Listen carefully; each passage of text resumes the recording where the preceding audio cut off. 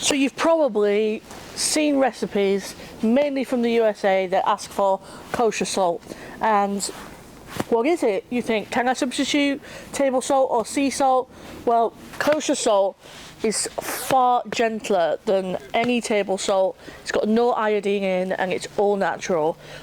Per volume, it's cheaper than sea salt. Sea salt I like to keep as a finishing salt, you know, like Maldon Salt or anything like that, for the kind of thing you want to season right at the end just before you eat it. For everything else, I love kosher salt because it's got that milder taste, no iodine, and it is much lighter tasting. For barbecue, you can't beat it. It brings out flavour rather than makes it taste salty, which is what table salt does. Table salt just makes things taste of salt, whereas kosher salt brings out the flavour of the ingredient itself.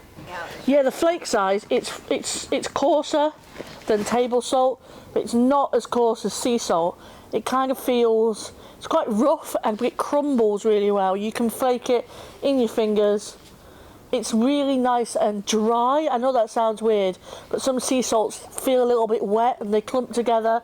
Not this, it's really nice and dry. Okay. I make my own bacon with it. Yeah, what else do you do with it? I use it for all the barbecue.